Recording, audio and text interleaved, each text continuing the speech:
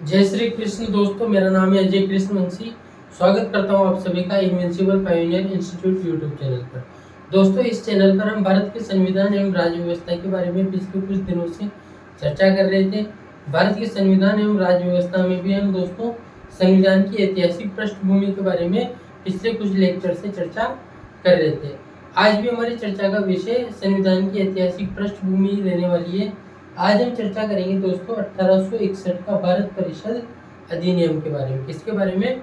1861 के भारत परिषद अधिनियम के बारे में आज हम चर्चा करेंगे। तो बिना टाइम वेस्ट के चर्चा को प्रारंभ करते हैं। पहला पॉइंट लिखा हुआ है दोस्तों, महसूस। इसका क्या मतलब है? इसका मतलब ये है कि 1857 की क्रांति के बाद में ब्रिटिश सरकार को ये महसूस होने लग गया था कि भारत में शासन चलाने के लिए भारतीय लोगों का सहयोग आवश्यक है। यानी कि भारत में अगर उनको शासन चलाना है तो भारतीय लोगों का सहयोग आवश्यक है। ये चीज उनको 1857 की क्रांति के बाद महसूस हो चुकी थी। इसी वजह से दोस्तों ये 1861 का भारत परिषद अधिनियम आया।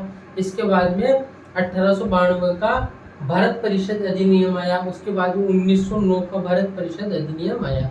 तो तीनों ही भारत परिषद अधिनियम जो आए हैं उनकी पृष्ठभूमि यही रही है कि ब्रिटिश सरकार को ये महसूस हो गया था कि भारत में अगर शासन चलाना है तो भारतीय लोगों का सहयोग अपेक्षित है। तो पहला पॉइंट हमारा यही हो गया।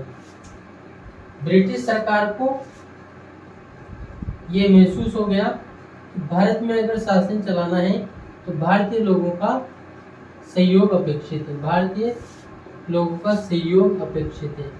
तो भारतीय लोगों का सहयोग किस प्रकार से उन्हें मिल पाएगा, ये हम आने वाले पॉइंट में देखेंगे कि भारतीय लोगों को किस प्रकार से अपने शासन में स्थान देते हैं, जिसके कारण से भारतीय लोगों का सहयोग उन्हें मिल पाता है। फिलहाल पहला पॉइंट ये है कि ब्रिटिश ने भारतीय लोगों से सहयोग लेने के लिए ही दोस्तों 1861, उसके बाद में 1892 और उसके बाद में 1909 का भारत परिषद अधिनियम लेकर वो आए। तो पहला पॉइंट हमारा ये हो गया। दूसरा पॉइंट है दोस्तों भारतीय प्रतिनिधि। इसका क्या मतलब है?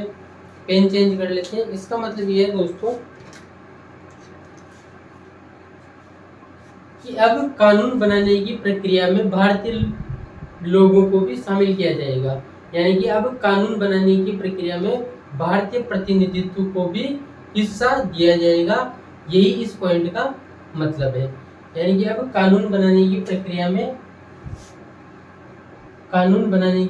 में भारतीय लोगों को भी शामिल किया जाएगा। यही इस पॉइंट का मतलब है। और 1862 में लॉर्ड कैनिंग ने इसी निमित्त 1862 में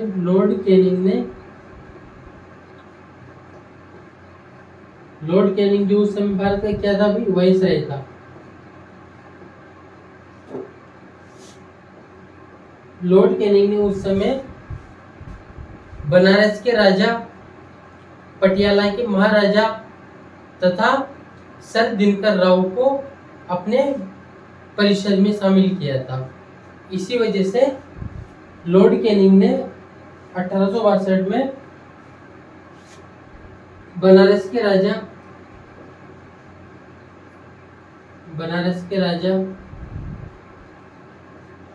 पटियाला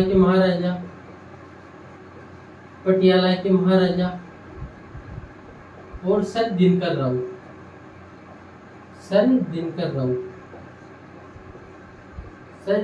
राव को अपने विधान परिषद में शामिल किया। इनको इसने अपनी विधान परिषद में शामिल किया था।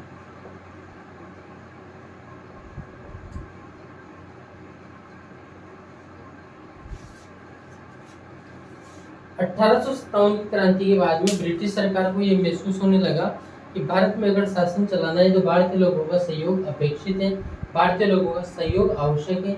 इसी कारण उन्होंने कानून निर्माण की प्रक्रिया में भारतीय लोगों को शामिल करने का प्रारंभ किया, भारतीय लोगों को शामिल करने की शुरुआत की। इसी कड़ी में 1862 में लॉर्ड कैनिंग ने अपनी विधान परिषद में बनारस के राजा, पटियाला के महाराजा सर दिनकर राव को अपनी विधान परिषद में शामिल किया। उसके बाद में विकेंद्रीकरण। दोस्तों हमें मालूम है कि 1773 से केंद्रीकरण की शुरुआत हुई थी और 1833 तक आते आते ये केंद्रीकरण जो था, यानी कि केंद्रीकरण का मतलब है कि सत्ता या जो पावर है, जो शक्ति है, वो एक ही जगह पर इकट्ठी हो जाए, कि ये तो केंद्रीकरण है। और शक्ति अगर बढ़ जाए अलग अलग हिस्सों में तो वो कहलाता है विकेंद्रीकरण। तो 1773 की रेगुलेटिंग एक्ट से लगाकर 1833 के चार्टर एक्ट तक जो केंद्रीयकरण की प्रक्रिया चल रही थी, यानी कि सत्ता को किसी विशेष स्थान तक ही सीमित कर देने की प्रक्रिया जो चल रही थी, उसके उलट अब विकेंद्रीकरण का प्रयास अंग्रेजों के द्वारा किया गया। अब उसके उलट किसका प्रयास किया गया? विकेंद्रीकरण का प्रयास किया गया। और इसी के लिए दोस्तों इन्होंने क्या किया, बंबई और मद्रास, ये जो दो प्रेसिडेंसियां थी, प्रांत थे, जो प्रेसिडेंसियां थी, इन दोनों प्रेसिडेंसियों को दोस्तों विधायी शक्तियां वापस दे दी गई।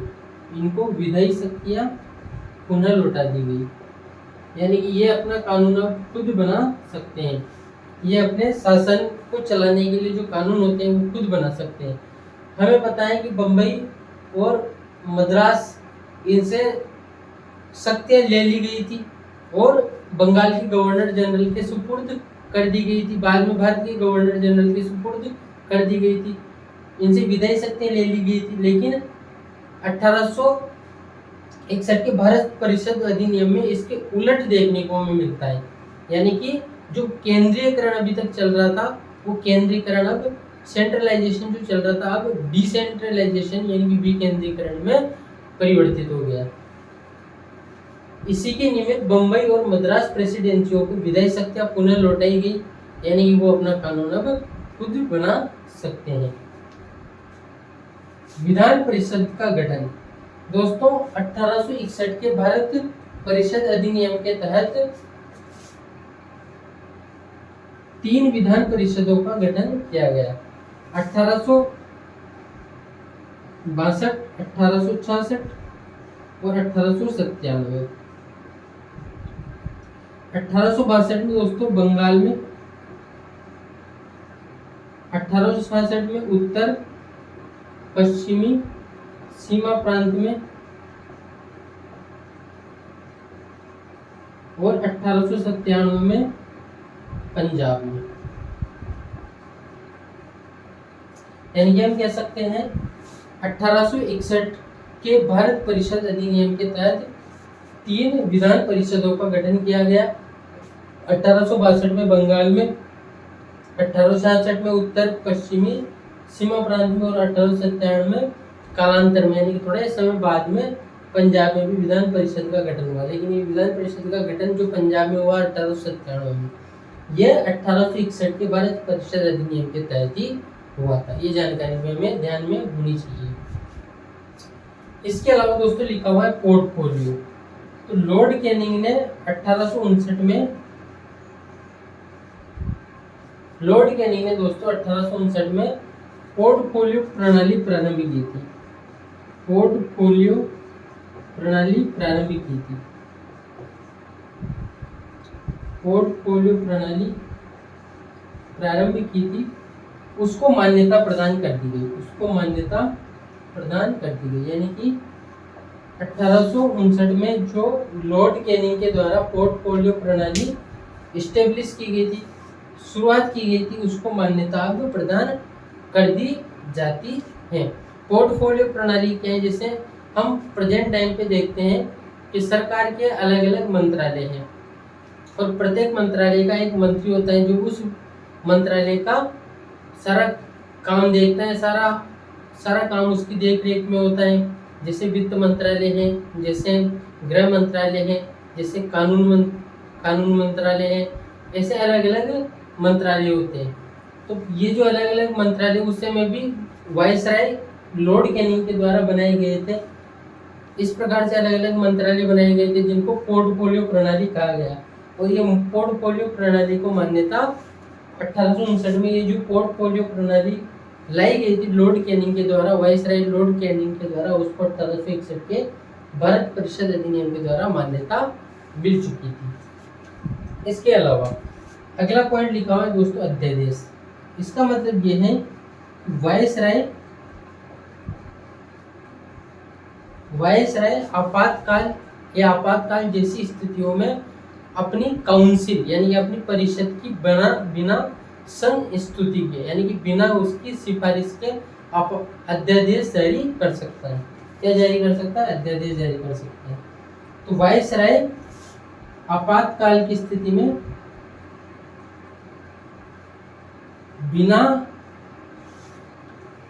बिना काउंसिल की संस्तुति के यानी कि बिना काउंसिल की सिफारिश के अध्यादेश की घोषणा कर सकता है। ये पावर भी वायसराय को इस एक्ट के द्वारा दिया गया। तो ये सारी जानकारियां दोस्तों किसके संबंध में हमने डिस्कस किया? 1861 के भारत परिषद अधिनियम के संबंध में। मैं हट जाता हूँ, स्क्रीनशॉट ले लो आप। ये सारी जानकारियां दोस्तों हमने 1861 के भारत परिषद अधिनियम के संबंध में डिस्कस किए। इसके बाद में दोस्तों हम अगले लेक्चर में 1892 के भारत परिषद अधिनियम के बारे में चर्चा करेंगे। उम्मीद करता हूँ पर्टिकुलर क्लास आप सबको आपके कॉम्पिटिटिव एग्जाम में फायदा पहुंचाएगी। अगर आपने लेक्चर को शुरू से अंत तक देखा है तो थैंक यू वेरी मच, धन्यवाद। मिलते हैं नेक्स्ट लेक्चर में, तब तक के लिए जय श्री कृष्ण।